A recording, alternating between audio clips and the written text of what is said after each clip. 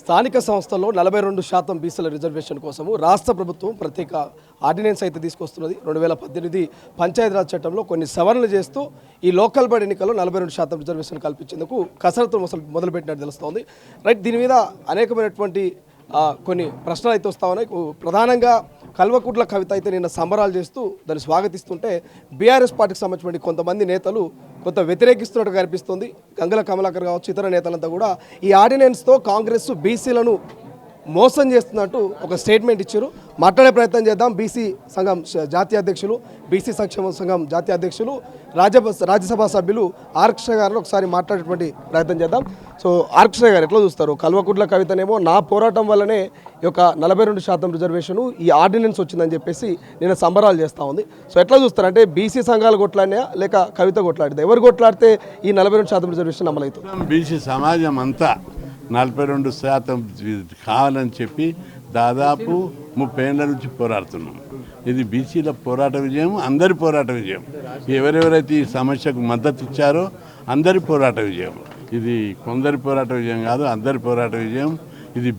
ఇది మొత్తం బీసీ సంఘాల బీసీల యొక్క పోరాటం.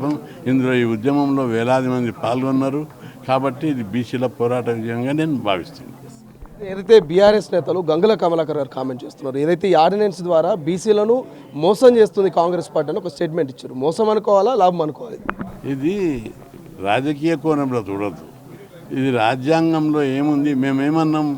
ఆయన ప్రభుత్వం పోయి ఢిల్లీలో బీజేపీ ప్రభుత్వం మీద నెట్టడానికి ప్రయత్నం చేసినప్పుడు మీ చేతుల్లో ఉన్నది ఇది. రాజ్యాంగంలోని ఆర్టికల్ 243 D6 ప్రకారం రాష్ట్ర ప్రభుత్వానికి అధికారం ఉంది. ఆ అధికారాన్ని ప్రకారం మీరు రిజర్వేషన్ల కోసం అసెంబ్లీలో చట్టం చేశారు, జీవో తీసి అమలు చేయమని అడిగాం. మేము దాని అన్నట్టుగానే ప్రభుత్వం కూడా ఇప్పుడు అసెంబ్లీలో చట్టం చేశారు. ఇప్పుడు పెండింగ్లో పెట్టి ఆర్డినెన్స్ పెట్టి జీవో తీసి మేము దీన్ని అమలు చేస్తామని ముందుకొచ్చారు. ఇది బీసీల పోరాట విజయం. అయితే దీని మీద కొన్ని ఉన్నాయి ఊహాగానాలు. దీని మీద కోర్టు కోతరు, స్టే వస్తుంది, కొట్టేస్తారని.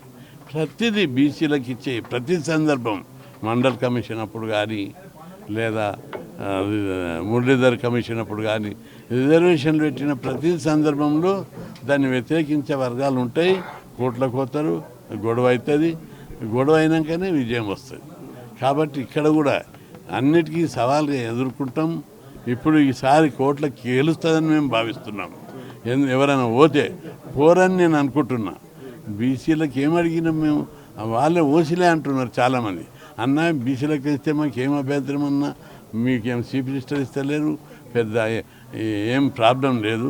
మేము 76 ఏళ్ళ తెలంగాణ సమాజంలో ఒక్కసారన్నా ఉమ్మడి రాష్ట్రంలో కానీ ప్రత్యేక తెలంగాణలో బీసీలకు చీఫ్ మినిస్టర్ రాలేదు. సర్పంచులు ఇస్తే మేము ఎంపీటీసీలు జడ్పీలు ఇస్తే మాకేం అభ్యంతరం? జనాభా ప్రకారం ప్రజాస్వామ్యంలో జనాభా ప్రకారం ఇవ్వడం అన్ని తెలంగాణ సమాజంలో ఒప్పుకోవాలి, మేము కూడా ఒప్పుకుంటామని అనేక మంది అంటున్నారు. అయితే తప్పనిసరి నేను కూడా ఏమనుకుంటున్నా, ఇక్కడ అన్ని పార్టీలు కూడా ఇక్కడ అసెంబ్లీలో బీసీ బిల్లు పాస్ అయినప్పుడు అన్ని పార్టీలు ఒప్పుకున్నాయి. ఇప్పుడు కూడా అన్ని పార్టీలు ఒప్పుకున్నాయి. కాబట్టి అన్ని వర్గాలు ఒప్పుకున్నట్టే లెక్క.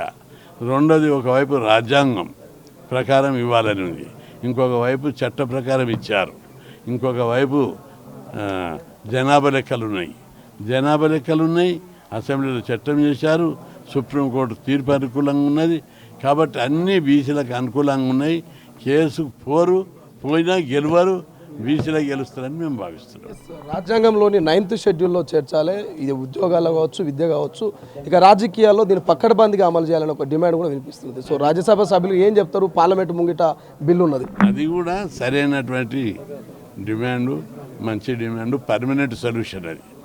కానీ వివిధ దశలు ఉన్నాయి దేనికే. కానీ ఇప్పుడు బీహార్లో జనాభా లెక్కలు తీశారు, రిజర్వేషన్లు పెంచారు. హైకోర్టుకి వెళ్ళి సుప్రీంకోర్టులో కేసు నడుస్తుంది. సుప్రీంకోర్టు పెడితే అక్కడ నితీష్ కుమార్ ఏమన్నాడు? ఆయన కేంద్ర ప్రభుత్వంలో భాగస్వామి. సుప్రీంకోర్టులో కొట్టేసినాక 9th షెడ్యూల్లో పెడతానని డిమాండ్ చేస్తాను. రెండోది, తమిళనాడులో లోకల్ బాడీ రిజర్వేషన్ లేవు, వాళ్ళు కూడా కేంద్రానికి పంపించారు, అది అక్కడ పెండింగ్ ఉంది. 9th షెడ్యూల్లో పెట్టిన దాన్ని కూడా సుప్రీంకోర్టులోకి పోవద్దని ఎక్కడ లేదు. దాన్ని కూడా పోతారు. ప్రతిదీ రాజ్యాంగం సవరణ చేస్తే పోతారు, 9th షెడ్యూల్లో పెట్టిన దానికి పోతారు.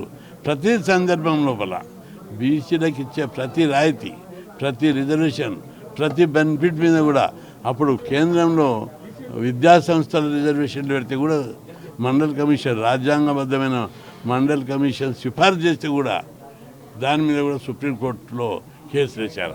అప్పుడు మేమందరం కొట్లాడి పెద్ద ఎత్తున బండ్లు జరిపి అప్పుడు కేంద్రీయ విద్యా సంస్థలు ఐఐటి, ఐఎంలో రిజర్వేషన్లు వచ్చాయి. కాబట్టి బీసీలకు ఇచ్చే ప్రతి సందర్భంలో న్యాయస్థానాలు, కోర్టులు అడ్డంకి ఉంటాయి. అది కామన్. అది దాన్ని మనం గట్టి ఎదుర్కోవడానికి ఏదో ఒకసారి యుద్ధం జరగాలి. యుద్ధం జరిగితేనే తాడో పేడ తేలిపోతుంది. ఇప్పుడు ఎవరు ఓరని నేను అనుకుంటున్నా, పోతే మాత్రం ఖచ్చితంగా యుద్ధం జరుగుతుంది, తాడో పేడ తేల్చుకుంటాం. సో మచ్ ఇది కోర్టులకు ఎవరు పోరు, దీన్ని ఎవరు ఆపలేరని చెప్పేసి ఆర్కృష్ణ గారు చెప్తున్నారు. ఎవరైనా కాదని కోర్టుకు పోయినా యుద్ధం జరుగుతుంది ఖచ్చితంగా అని చెప్పేసి చెప్తున్నటువంటి పరిస్థితి. చూద్దాం మరి ఆర్డినెన్స్ ఎంతవరకు అమల్లోకి వస్తుంది, ఎంతవరకు స్థానిక సంస్థ ఎన్నికల్లో ఈ 42% రిజర్వేషన్ బీసీలకు అమలు కాబోతుంది అనేది. కెమెరా పర్సన్ అజయ్తో శ్రీశైలం, తొలి వెలుగు, హైదరాబాద్. అసలైన తొలి వెలుగు. ఫాలో వాట్సాప్ @తొలి వెలుగు official.